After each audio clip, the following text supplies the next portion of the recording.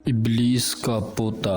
بہقی میں امیر المومنین حضرت عمر فاروق رضی اللہ تعالی عنہ سے روایت ہے کہ ایک روز ہم حضور صلی اللہ علیہ وسلم کے ہمراہ تہامہ کی ایک پہاڑی پر بیٹھے تھے کہ اچانک ایک بوڑھا ہاتھ میں عصا لیے ہوئے حضور رسول الثقلین سید الانبیاء صلی اللہ علیہ وسلم کے سامنے حاضر ہوا اور سلام عرض کیا۔ حضور نے جواب دیا اور فرمایا، اس کی آواز جنوں جیسی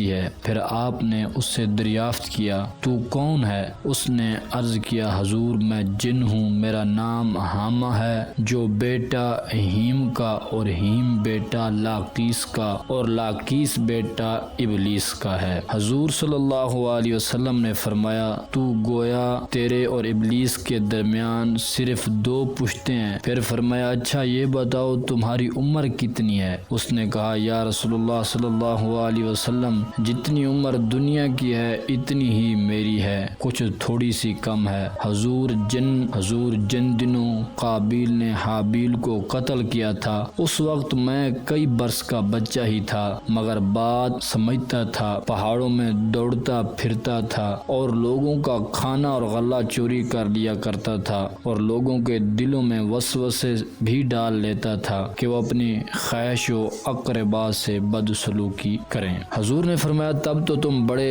برے ہو۔ اس نے عرض کی، حضور مجھے ملامت نہ فرمائیے، اس لیے کہ اب میں حضور کی خدمت میں توبہ کرنے کے لیے حاضر ہوا ہوں۔ یا رسول اللہ صلی اللہ علیہ وسلم، میں نے حضرت نوح علیہ السلام سے ملاقات کی ہے اور 1 سال تک ان کے ساتھ ان کی مسجد میں رہا ہوں، اس سے پہلے میں ان کی بارگاہ میں بھی توبہ کر چکا ہوں۔ حضرت ہود، حضرت یعقوب، حضرت یوسف علیہ السلام کی صحبتوں میں بھی میں رہ چکا ہوں اور ان سے تورات سیکھی ہے اور ان کا سلام حضرت عیسیٰ علیہ السلام کو پہنچایا۔ اور اے نبیوں کے سردار، حضرت عیسیٰ علیہ السلام نے فرمایا تھا کہ اگر تو محمد رسول اللہ صلی اللہ علیہ وسلم سے ملاقات کرے تو میرا سلام ان کو پہنچانا۔ سو حضور، اب میں اس امانت سے سبکدوش ہونے کو حاضر ہوا ہوں اور یہ بھی آرزو ہے کہ آپ اپنی زبان حق ترجمان سے مجھے کچھ کلام اللہ تعلیم فرمائیے۔ حضور علیہ السلام نے اس سے سورہ مرسلات، سورہ عما یتساءلون اور سورۃ معوذتین اور سورۃ اذا الشمس کی تعلیم فرمائی اور یہ بھی فرمایا کہ اے حامہ،